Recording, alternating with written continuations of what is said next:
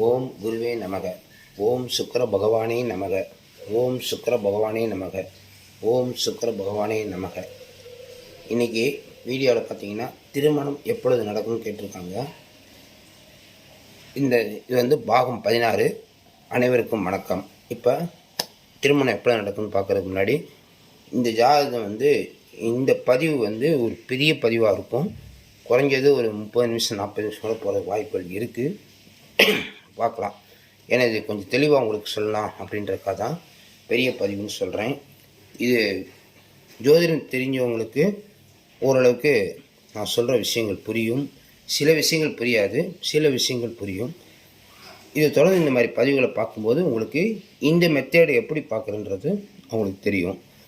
ஜோதிடம் தெரியாதவங்களுக்கு ஒரு சுருக்கமாக சில இடங்களில் நம்ம சுட்டி காட்டுறோம். அது திரும்ப திரும்ப சொல்லுவேன். அப்போ பார்த்தீங்கன்னா தெரியும். பாகம் 16. திருமணம் எப்பொழுது நடக்கும், கணவன் எந்த நட்சத்திரத்தில் வருவார். ஏன்னா பெண் ஜாதகம் 27/10/1990 11 மணி 25 நிமிஷம் இரவில் பிறந்து திருவோண நட்சத்திரம் 4ஆம் பாதம் மகர ராசி கடக லக்னத்தில் பிறந்திருக்காரு. பெண் ஜாதகம். வயது இப்போ இதுதான் பார்த்துக்கோங்க, 34 வயது. ஏன் தடை செய்தது அப்படின்றத இந்த ஆத்மா ஜீவா சரீரால் பார்க்க முடியும் அப்படிங்கிறது இந்த வீடியோ பெரிய பதிவு சொன்ன காரணம். ஜென்ம நட்சத்திர அதிபதி சந்திரன். இந்த ஜாதகம் திருவண்ண நட்சத்திரத்தில் பிறந்திருக்கனால ஜென்ம நட்சத்திர அதிபதி சந்திரன் அவர் லக்னத்துக்கு 7ல் தான் இருக்கார். நல்ல ஸ்தானத்தில் இருக்கார் ஜென்ம நட்சத்திர அதிபதி. ஆனால் குரு ராகுவுடன் சேர்ந்ததால் அது ஒரு பாயிண்ட் அங்கே நிற்கிது. சரி, இப்போ ஆத்மா ஜீவா சரீராவில் பார்த்துட்டு இங்கே உங்களுக்கு ஜாதகத்தை போயிடலாம். இந்த ஜாதகம் பார்த்தீங்கன்னா முதல்ல சூரியன்லேருந்து ஆரம்பிப்போம். சூரியன்லேருந்து கேது வரைக்கும் போகும். சூரியன் சுவாதி நட்சத்திரம் 2ஆம் பாதத்தில் இருக்கார். இங்கே இருந்தாலும் சுவாதி நட்சத்திரம் 2ஆம் பாதம்னு சொல்லுவோம். ஓகேங்களா? சுவாதி நட்சத்திரம் அதிபதி ராகு. சூரியன் ராகு பார்த்தீங்களா? சூரியன் பக்கத்தில் ராகு போட்டிருக்கோம். இந்த மாதிரி தான் ஒரு கிரகம் ஆத்மானா அதுக்கு நின்ற கிரகம் ஜீவாவை மாறும், அது நின்ற கிரகம் சரீராவை மாறும். இதை கண்டுபிடிக்கிற மெத்தட். சந்திரன் ஜென்ம நட்சத்திர அதிபதி. அவர் சந்திரன் நட்சத்திரம் இருப்பதால் சந்திரன் கொடுத்துருக்கோம். அதே மாதிரி அதுக்கடுத்து செவ்வாய்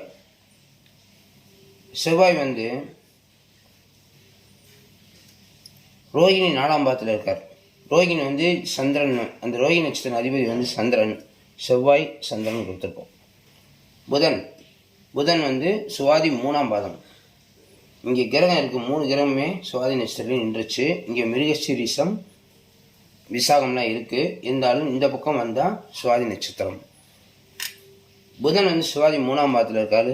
அந்த சுவாதி ராகுடி நட்சத்திரம். புதன் ராகுடி நட்சத்திரத்தில் இருக்கும். அதுக்கு அடுத்தபடியாக புதனுக்கு அடுத்து குரு ஆயில்யம் 1ஆம் பாதத்தில் இருக்கார். இங்கே இருந்தால் ஆயில்ய நட்சத்திரம் 1ஆம் பாதத்தில் இருப்பதால் அதன் அதிபதி புதன். குருக்கு அடுத்து புதன் போட்டிருக்கோம். சுக்கிரன் சுவாதி நட்சத்திரம் 1ஆம் பாதத்தில் இருப்பதால் சுக்கிரனுக்கு ராகு போட்டிருக்கோம். சனி பூராட நட்சத்திரம் இங்கே இருக்கார் பாருங்க. சனி பூராட நட்சத்திரம் 4ஆம் பாதத்தில் இருப்பதால் பூராட நட்சத்திரம் அதிபதி சுக்கிரன் வந்துடுச்சுங்களா. ராகு இங்கே சூரியனுடைய நட்சத்திரம் வரும். உத்திராட நட்சத்திரம் 2ஆம் பாதத்தில் இருக்கார். அதனால் அதன் அதிபதி சூரியன். ராகு அடுத்து சூரியனை போட்டிருக்கோம். கேது புனப்பூசம் 4ஆம் பாதத்தில் இருக்கார். புனப்பூசம் நட்சத்திர அதிபதி குரு வந்துடுச்சுங்களா. இப்போ சூரியனுக்கு அடுத்து ராகு இருக்கா. இந்த ராகு அடுத்து யார் இருக்கார்? சூரியன் இங்கே இருக்கா. அப்போ சூரியன் வந்துடும். சந்திரன் சுயசாரம் பெற்றுக்கொண்டதால் வீட்டின் அதிபதியான சனி தான் வேலை செய்வார். அதனால் சனி போட்டிருக்கோம். சனி இங்கே சுக்கிரன் நட்சத்திரம் இருப்பதால் சனிக்கு அடுத்து சுக்கிரன் வந்துடுவார். அதுக்கு அடுத்தபடியாக செவ்வாய் சந்திரன் சாரத்தில் இருப்பதால் சந்திரன் சுயசாரம் பெற்றுக்கொண்டதால் சனி தான் வேலை செய்வார். அது அப்படியே சனி இறங்கிடுவார், சுக்கிரன் வந்துடுவார். இப்போ புதன் ராகு சாரத்தில் இருப்பதால் ராகு சூரியனுடைய நட்சத்திரத்தில் இருப்பதால் அந்த ராகுக்கு அடுத்து சூரியன் வந்துடுவார். குரு புதனுடைய நட்சத்திரத்தில் இருப்பதால் புதனுக்கு அடுத்து ராகு இருக்கா, ராகு வந்துடுவார். சுக்கிரன் ராகு நட்சத்திரம் இருக்காரு. ராகு சூரியன் நட்சத்திரம் இருப்பதால் அதுக்கடுத்து சூரியன் வந்துடுவார். சனி சுக்கிரன் நட்சத்திரத்தில் இருக்கார். இந்த சுக்கிரனுக்கு அடுத்து ராகு இருப்பதால் ராகு வந்துடுவார். ராகு சூரியன், இங்கே சூரியனுக்கு அடுத்து ராகு இருக்குது, ராகு வந்துடுவார். கேது குருடைய நட்சத்திரத்தில் இருக்கார். குருக்கு அடுத்து புதன் இருக்கா, புதன் இங்கே வந்துடுவார். இதுதான் ஆத்மா ஜீவா சரியாக கண்டுபிடிக்கிற முறை. இது கண்டுபிடிச்சாச்சு. இப்போ பார்த்தீங்கன்னா இதில் அசங்கம் ஆன கிரகங்கள் அப்படின்னு எடுத்துக்கிட்டிங்கன்னா, இந்த ஜாதகத்தில் சுக்கிரன் புதன் செவ்வாய் இந்த மூணுமே அசங்கம் ஆகிருக்கனால அதுக்கு ஜீவா சரீரா ஆத்மா வரும், ஆனால் ஜீவா சரீரா வராது. அதனால் இதுக்கு இந்த ஜீவாவுக்கு நேராகவும் சரீராவுக்கு நேராகவும் இந்த அசங்கமான கிரகங்கள் வந்தால் இங்கே ஆட்டோமேட்டிக்காக நம்ம என்ட்ரு பண்ணிடுவோம். ஏன்னா அதுக்கு பவர் இல்லை அப்படின்றதுனால. இப்போ உதாரணத்துக்கு ஒன்றே முதல்ல எடுப்போம். சுக்கிரன் பாருங்கள், இங்கே இருக்காரா, சந்திரன் ஜென்ம நட்சத்திரன்றனால நம்ம எடுத்துக்கிறோம். ஜென்ம நட்சத்திர தொடர்பியோடு இருக்கிறதுனால சனி சுக்கிரன்றனால எடுத்துக்கிறோம். இங்கே சனிக்கு அடுத்து சுக்கிரன் இருக்காரு, சுக்கிரனுக்கு அடுத்து ராகு வந்துடுறாரு. ராகு வந்ததுனால நிழல் கிரகம் அப்படின்னு ஒரு வார்த்தை சொல்லுவோம். அந்த வார்த்தையினால அங்கே அவருக்கு மதிப்பு இல்லை, அதனால இன்ட்டு பண்ணிடுச்சு. இங்கே சுக்கிரன் ராகு சூரியன், இங்கே ராகு நடுவில் வந்ததுனால இங்கே அதுவும் லாக் ஆயிடுச்சு. இங்கே ராகு சூரியன் ராகு டிக் பண்ண காரணம், இவர் ராகு சூரியனுடைய நட்சத்திரம், சூரியன் ராகு நட்சத்திரம் இருப்பதால் ஒரு நட்சத்திர வசிய பொருத்தம் அப்படிங்கிறத டிக் பண்ணியிருக்கோம். கேது குரு புதன், புதன் அசங்கம் ஆகியிருக்காரா, ஆட்டோமேட்டிக்காக எடுத்துட்டோம். இந்த மாதிரி ஆத்மா ஜீவ சரீரம் பிரித்து பார்த்தா தான் நம்ம பலன் சொல்கிறோம். 34 வயது வரைக்கும் இவருக்கு திருமணம் ஏன் தடை செய்ததுக்கு இன்னும் நிறைய விளக்கங்கள் இருக்குது, அறிய வரிசையாக பார்ப்போம். இப்போ இந்த ஜாதகத்தை கொண்டு போய் கொடுத்துட்டு ஒரு சுமார் 22 25 வயசுக்குள்ளே போயிருப்பாங்க ஜோசியத்தை. எங்களுக்கு எந்தெந்த நட்சத்திரங்கள்லாம் பொருந்தும் அப்படின்னு கேட்டிருப்பாங்க. அவருக்கும் அந்த ஜோதிடரும் சில நட்சத்திரங்கள் எழுதி கொடுத்துருப்பார். ஒரு 5-6 நட்சத்திரமோ 7-8 10 நட்சத்திரமோ எழுதி கொடுத்துருப்பார். அப்படி எழுதி கொடுத்து ஏன் திருமணம் நடக்கலன்னு கேட்டிங்கன்னா, அவர் எதை எழுதி கொடுத்தார், எதை எழுதி தரவில்லை அப்படிங்கிற விதி இந்த இடத்துல நம்ம பார்ப்போம். முதல்ல இந்த நட்சத்திரங்கள்லாம் இவ்வளவும் வேலை செய்கிறதுனால பொருத்தம் பார்க்க போகும்போது அதெல்லாம் பொருத்தம் இல்லைன்னு வந்துடும். இங்கே கிரகங்கள் தடை செய்யப்படுகிறது. எப்படி தடை செய்யுதுன்னு கேட்டிங்கன்னா, இப்போ உதாரணத்துக்கு புதன் எடுத்துக்குவோம். முதல்ல புதன் எடுப்போம். புதனுக்கும் சந்திரனுக்கும் நடுவே ராகு இருப்பதால் தடை செய்யும். வந்துருச்சா? அடுத்து குரு சுக்கிரன் பாருங்க, சுக்கிரனுக்கும் சந்திரனுக்கும் நடுவே ராகு ஒரு விதி, சூரியன் ஒரு விதி. அப்போ ரெண்டும் தடை செய்வார். சனி எடுத்துக்கலாம். சனி எடுத்தால் சனிக்கும் சந்திரனுக்கும் நடுவே ராகு. இந்த மாதிரி இந்த நட்சத்திரங்கள் கூட எடுத்தால், இப்போ புதன் நட்சத்திரமான ஆயில்யம் கேட்டு ரேவதி எடுத்தாலும் தடை செய்யும். சுக்கிரனுடைய நட்சத்திரமான பரணி பூரம் புறம் எடுத்தாலும் தடை செய்யும். சனியோடைய நட்சத்திரமான பூச மனுஷன் முத்திரத்தை எடுத்தாலும் இந்த ஜாதத்தை தடை செய்யும். இப்போ கிட்டத்தட்ட 1 2 3 கிரகத்துக்கு 9 நட்சத்திரம் தடை செய்யும்னு பார்த்தாச்சு. இன்னும் என்னென்ன தடை செய்யும் அப்படின்னு பார்த்தீங்கன்னா, சந்திரன் இந்த ஜாதக திருவோண நட்சத்திரத்தில் பிறந்ததால் ராகுடைய நட்சத்திரமான திருவாதிரை சுவாதி சதயம் ரஜ்ஜி இல்லைன்னு சொல்லி எடுக்க மாட்டாங்க. இப்போ அது ஒரு 3 நட்சத்திரம் போயிடும். சூரியன் பலகீனமாக இருக்காருன்னு சொல்லிட்டு கார்த்திகை உத்திரம் உத்திராடம் எடுத்துக்க மாட்டாங்க, எழுதித்தர மாட்டார். இந்த மாதிரி ஜோதிடத்திலேயே ஜோதிடர் தெரியாமையே அவர் இதெல்லாம் எழுதி தர்றதுனால இவங்களே எடுக்க மாட்டாங்க. ரஜ்ஜி இல்லைன்னா எப்படி எடுப்பாங்க? எடுக்க மாட்டாங்க. ரோஹிணி அஸ்தம் திருமணம் எடுக்கணும்னா ஏக நட்சத்திரம், ஜென்ம நட்சத்திரம், ஜென்ம நட்சத்திரம் சொல்லிட்டு இந்த நட்சத்திரத்தையும் எடுக்க மாட்டாங்க. இப்போ கிட்டத்தட்ட இப்படியே எடுக்காமல் போயிட்டு எடுக்க வேண்டிய நட்சத்திரத்தை விட்டாங்க. அப்படியே காலம் கடந்து விட்டது. இப்போ இவர் 4ஆம் பாதத்தில் பிறந்ததால் தசா பிறக்கும்போது ஒரு 3 வருஷத்துக்குள்ளே இருக்கும், அல்லது 2 வருஷம் தான் இருக்கும். அடுத்து செவ்வாய் திசை ஒரு 7 வருஷம், ராகு திசை 18 வருடம். அப்போ திருமண காலகட்டம் அப்படின்னு சொல்லக்கூடிய காலகட்டத்தில் ராகு திசை தான் நடந்துகிட்டு இருக்கு. ராகு 7ல் தான் இருக்கார். அந்த 7ல் இருக்கும்போது திருமணத்தை நடத்தி கொடுத்துருப்பார். ஆனால் ஜோதிடர்கள் சரியான நட்சத்திரத்தை எழுதி தராததால் இவருக்கு திருமணம் அங்கே முதல் விதியாக தடை செய்யப்பட்டது. அதுக்கு அடுத்தபடியாக இன்னும் நிறைய விதிகள் சொல்லிக்கிட்டே போகலாம். நம்மளுடைய எதிர்பார்ப்புகள் நிறைய இருக்கும். பையன் நல்ல வேலையில் இருக்கணும் அப்படின்றதுக்காக தள்ளியிருக்கோம், அவங்க வசதியாக இருக்கணுன்றது தள்ளியிருக்கோம். இது பெற்றோர்களுடைய பாகுபாடு. அதை நம்ம வந்து 34 வயசான பிறகு நம்மகிட்ட வந்து கேட்கும்போது நம்ம அதெல்லாம் சொல்கிறோம். இதெல்லாம் நீங்கள் பார்த்ததுனால தான் உங்களுக்கு இந்த மாதிரிலாம் நடந்திருக்கும் அப்படின்ட்டு.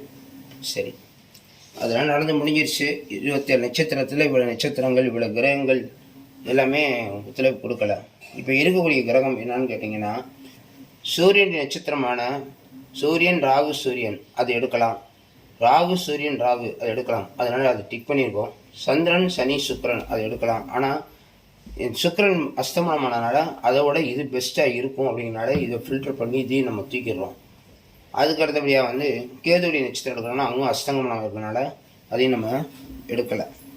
இந்த மாதிரி ஃபில்டர் பண்ணி ஜோதிடர் கண்டுபிடிச்சா தான் ஜாதகருக்கு சீக்கிரம் திருமணம் நடக்கும். இப்போ வந்து பாருங்கள், நல்லா கவனித்து பாருங்கள். இந்த லக்னன்ற போது இதன் அதிபதி சந்திரன், இதனுடைய லக்னம் வந்து இந்த இடம் வந்து அதிபதி வந்து சூரியன், 7ஆம் இடம்ன்றது வந்து ராகு சந்திரன். ஏன் இந்த 1, 2, 7 சொல்கிறோம்னா, இது வந்து ஜாதகர் 2ஆம் இடம் குடும்பஸ்தானம், 7ஆம் இடம் வந்து கலத்திரம் திருமணம் செய்யக்கூடிய ஸ்தானம். அப்போ 1, 2, 7 வந்து கனெக்ட் பண்ணக்கூடிய கிரகம் வந்தால் திருமணம் நடந்துடும். அதனால் ராகு திசையிலே இவருக்கு திருமணம் நடந்திருக்கணும். ராகு திசை முடிஞ்சு குரு திசை வந்து 2016 ஆரம்பித்து 2033 வரைக்கும் குரு திசை இருக்குது. ஆனால் திருமணம் லக்னத்திலிருந்து அவராலையும் செய்ய முடியலை. காரணம் என்னென்னா, அங்கே வந்து குரு புதன் ராகு, இங்கே வந்து வசியம் இல்லை. குரு புதன் ராகுன்னு வந்தால் வசியம் இல்லாதனால தடை செய்யப்பட்டது அப்படின்ற ஒரு விதியும் வேலை செஞ்சுக்கிட்டு இருக்கு. இப்போ ராகுடைய நட்சத்திரமான பாருங்கள், திருமணத்துக்கு யார் வருவார், கதாநாயகன் கொடுக்குறோம் நம்ம. இவ்வளோ கிரகங்கள் 27 நட்சத்திரங்கள் இருந்து எந்த நட்சத்திரம் எடுத்தாலும் தடை செய்யும் அப்படிங்கிற ஒரு விதினால் கதாநாயகனம் மாறிடுறார். ராகு வந்து கதாநாயகனம் மாறி அவருடைய நட்சத்திரமான திருவாதிரை சுவாதி சதயம் நட்சத்திரத்தில் பிறந்தவர் வந்தால் கணவனாக வருவார்னு நம்ம அவ்வளவு அக்யூரேட்டாக கொடுக்குறோம். ஆனால் இங்கே தான் பாயிண்ட் இருக்குது. என்னன்னு கேட்டிங்கன்னா, சந்திரனுடைய நட்சத்திரத்துக்கும் ராகுடைய நட்சத்திரத்துக்கும் இங்கே வசியம் இருந்தாலும் ஜோதிடர்கள் பொருத்தம் இல்லைன்னு சொல்லுவாங்க. பொருத்தம் இல்லை, ரஜ்ஜு இல்லைன்னு சொல்லி ஜோதிடர் சொல்கிறாரு இல்லையோ, நம்ம பெற்றோர்கள் இருக்காங்க பார்த்தீங்களா, அவங்க படித்த மேதாவி மாதிரி, ஏங்க ரஜ்ஜு இல்லை எப்படிங்க நீங்கள் சொல்கிறீங்கன்னு நம்மளுக்கு கேள்வி வைப்பாங்க. இந்த இடத்துல ஒரு உதாரணம் சொல்லிவிட்டு அழகாக நான் போகலான் இருக்கேன். இந்த இடத்த மட்டும் 2-3 தடவை நீங்கள் போட்டு ப்ளே பண்ணி பாருங்கள். அப்போ தான் உங்களுக்கு தெரியும். இந்த இடம் வந்து 12 மணி 40 நிமிஷத்துலேருந்து நீங்கள் செக் பண்ணி பாருங்கள். 12 நிமிஷம் 40 வினாடி அப்படின்னு எடுத்துக்கோங்க. உங்கள் வீட்டில் வந்து சமையல் கட்டில் எல்லா பொருளும் இருக்கும். சமையல் பண்ணுறதுக்கு அம்மா வந்து நல்லா சுவையாக சமைப்பாங்க வச்சுக்கோங்க. அந்த பொருள்லாம் போட்டு சுவையாக சமைக்கலாம் வச்சுக்கோங்க. இப்போ நான் இன்னொரு நபர் வந்து அதே பொருளை வச்சு செஞ்சால் அதே சுவை வருமா அப்படின்னு கேளுங்க. கண்டிப்பாக வரவே வராது. அதான் வித்தியாசம். அவங்க தானே இல்லை, வேறு எந்த நபர் வந்தாலும் அம்மா செய்த சுவையை திரும்ப தருவாங்கன்னா கண்டிப்பாக தர முடியாது. அதனால தான் சுவை மாறுபடுகிறது அப்படிங்கிற மாதிரி தான். அப்போ திரும்ப அவங்க செஞ்சாங்கன்னா சரியாக வரும். அப்போ ஜோதிட தொழிலின் போது சரி, இன்னொரு உதாரணம் சொல்லிட்டு போவோம். ஒரு கார் மெக்கானிக் இருக்கார். அவர் செய்கிற வேலையை நீங்கள் செய்ய முடியுமா? உங்களால் ஒன்றும் செய்ய முடியாது. வாட்டர் சர்வீஸே ஒன்றும் செய்ய முடியாது. வண்டியை மேலே துடைக்க கூட தெரியாது நமக்கு. சும்மா லேசாக தட்டி விட்டுட்டு போயிடுவோம். மெக்கானிக்கு 100-200 கொடுத்து பாருங்கள், வண்டியை பலன்னு ஆக்கி கொடுப்பார். வாட்டர் சர்வீஸ் பண்ணி ஆயில் போட்டு நல்லா சுத்தமாக புது வண்டி மாதிரி ஆக்கி கொடுப்பார். புது வண்டி ஆராட்டினாலும் 90% நல்லதாக கொண்டு வருவார். அதுதான் மெக்கானிக்குன்னு சொல்கிறது. ஓகேங்களா? இப்படி உதாரணம் சொல்லிக்கிட்டே போகலாம். ஆனால் நம்ம வந்து ஜோதிடத்தில் இருப்பதால் உங்களை வந்து ரொம்ப கொண்டு போகக்கூடாதுன்றதுக்காக நம்ம வேறு விஷயத்துக்கு வந்துடுவோம். அப்போ சந்திரனும் ராகுவும் ஒரே ராசியில் இருந்து வசியம் ஏற்படுவதால் இந்த ஜாதகருக்கு ராகுடைய நட்சத்திரம் எடுத்தால் திருமணம் விரைவில் நடக்கும், திருமணம் சிறப்பாக நடக்கும். அப்படிங்கிறனால தான் கதாநாயகன் கொடுத்துருக்கோம். ஆனால் ரஜ்ஜி இல்லைன்னு சொல்லுவாங்க. தாராளமாக எடுக்கலாம். 34 வயது முடிந்து இன்னும் திருமணம் நடக்கவில்லை. ஜென்ம நட்சத்திரத்தில் சந்திரன் சுயசாரம் பெற்றுக்கொண்டு மட்டும் இல்லாமல் அவருக்கு பலம் தர வேண்டியவர் ராகுக்கு பின்னாடி சனி அங்கு பின்னாடி இருப்பதால் பலன் தர முடியாமல் தடுப்பதால் இவர் இதுவரைக்கும் எடுக்கப்பட்ட அனைத்து முயற்சிகளும் தோல்வியில் முடிந்தது அப்படிங்கிறத நம்ம சொல்லி ஆணித்தரமாக சொல்லிட்டு நம்ம வீடியோலாம் பார்த்துட்டு தான் வந்திருக்காங்க.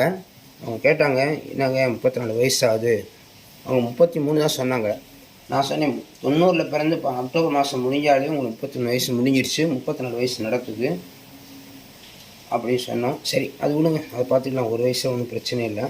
8 வருடங்களாக பார்த்து 5 முறை பரிகாரம் செய்து நல்லா கவனிக்கணும். ராகுகே தோசை சொல்லி 5 கோயிலுக்கு போயிருக்காங்க. அவங்களே சொல்கிறாங்க, நான் திருநாகேஸ்வரம் போனேன், திருப்பாம்புரம் போனேன், கீழ்பெரும்பள்ளம் போனேன், பரிகாரம் பண்ணினேன், அப்புறம் 7ல் ராகு இருப்பதால் அதுக்கு ஒரு பரிகாரம் பண்ணேன், என்னென்னமோ சொல்கிறாங்க.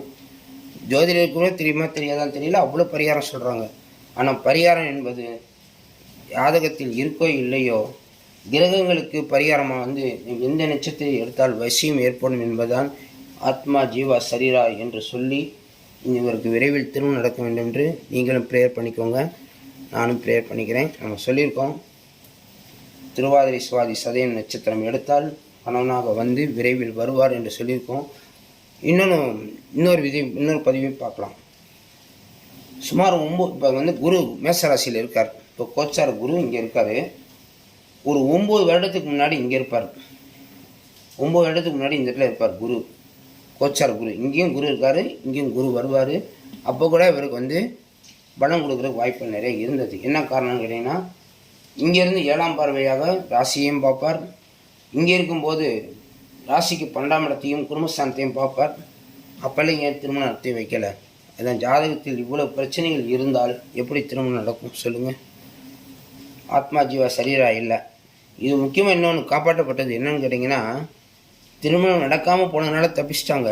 திருமணம் நடந்திருந்தால் இந்த மாதிரி கிரகங்கள் 2 கிரகத்துக்கு நடுவே ராகு கேதுக்கள் இருந்தால், ராகுவோ கேதுவோ இருந்தால் திருமணம் நடந்து பிரித்து விடும் என்பது நம்மளுடைய ஜோதிட விதிமுறைகள் ஒன்று.